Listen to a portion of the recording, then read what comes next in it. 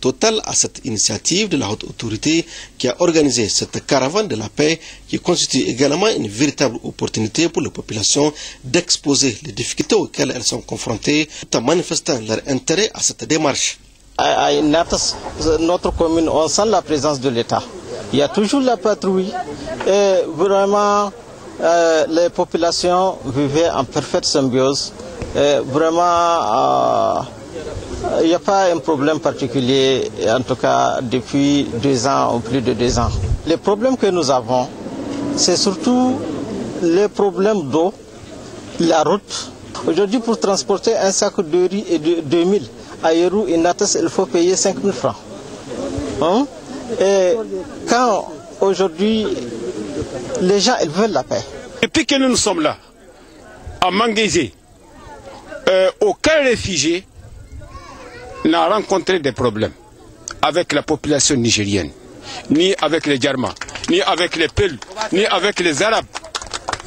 On a tissé des liens de parenté, d'amis et de mères ici à Manguézé. Donc nous remercions l'État nigérien, nous remercions le président de la République, nous remercions le Premier ministre. Wannan tawaga wadda an kai dangance da Muhammadu Isuhu ya aiko ya maida mu mutane nan mu ba dabbobi ba ya sa mu cikin mutane komi ya taso shina izowa lokaci duka suna kewayowa suna yawo suna dibin abin da an matsalolin mu.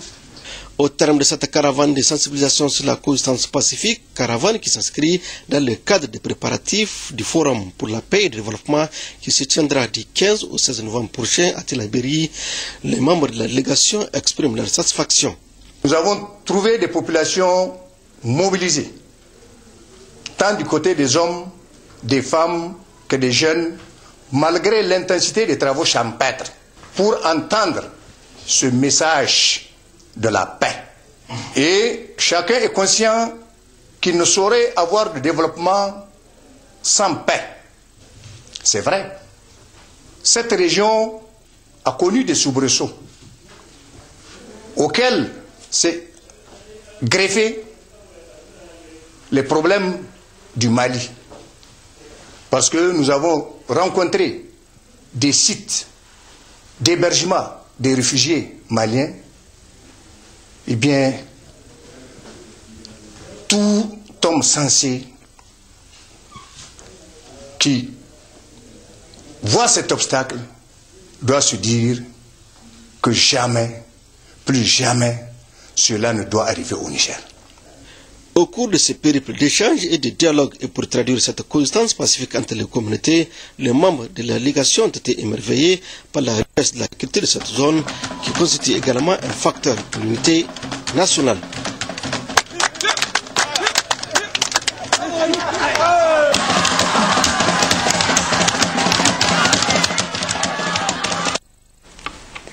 La journée des Nations Unies, c'est ce jeudi 24 octobre 2013. Cette journée commémorative a été marquée à Niamey par une cérémonie de levée de drapeau à la Maison des Nations Unies et un don de sang initié par le personnel.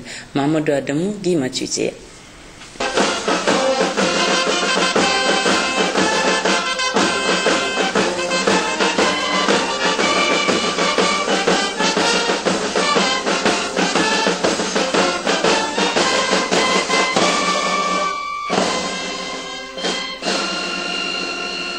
La levée des drapeaux s'inscrit dans le cadre de la Journée des Nations Unies qui rappelle la date du 24 octobre 1945, jour anniversaire de la Charte des Nations Unies célébrée dans 193 pays dans le monde.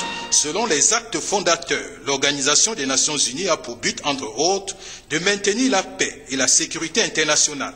Cette année, la Journée des Nations Unies est placée sous le signe de la contribution des Nations Unies à la consolidation de la paix à travers le monde et au progrès commun. Ceci nous montre combien, près de 70 ans après sa création, les défis liés à l'édification d'un monde en paix restent persistants et nous invitent tous à cultiver la paix pour nous-mêmes et pour les autres.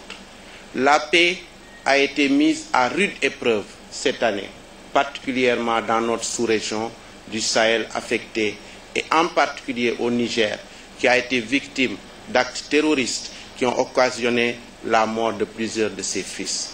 Nous nous inclinons pieusement devant leur mémoire.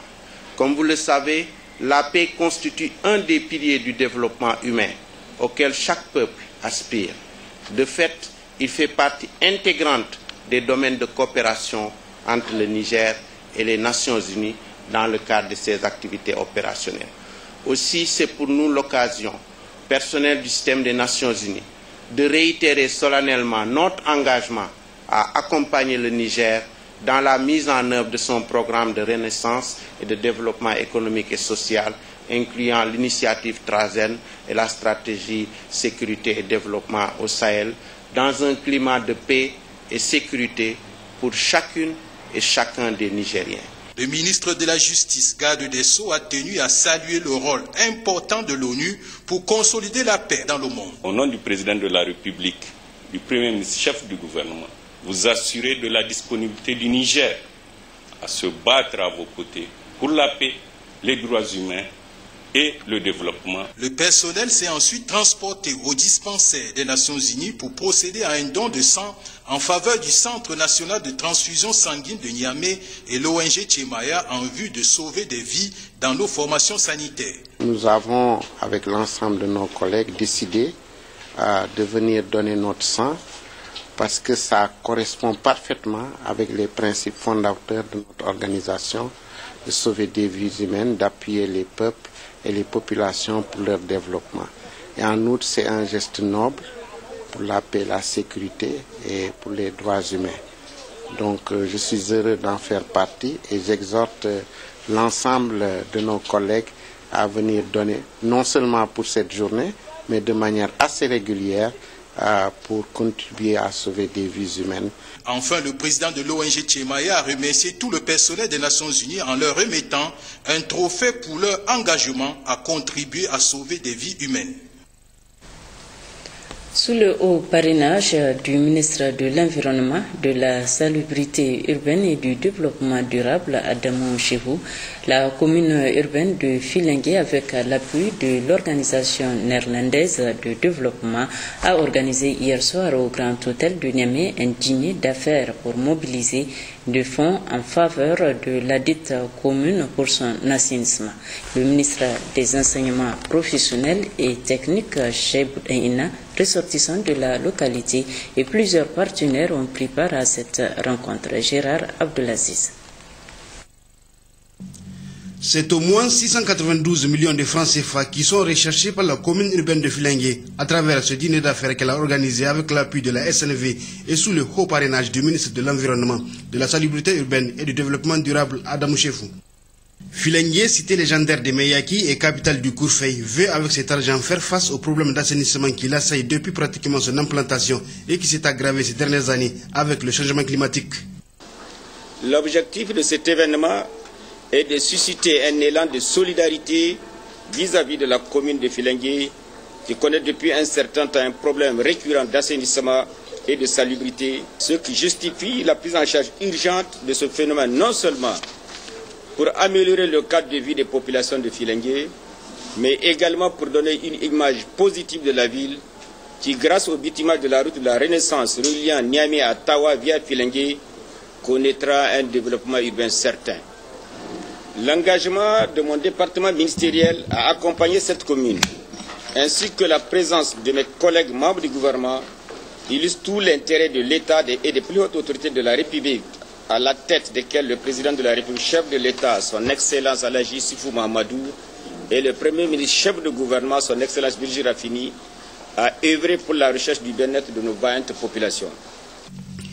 L'initiative a été très fortement saluée par le partenaire technique et financier qui n'ont pris aucun engagement pour le moment.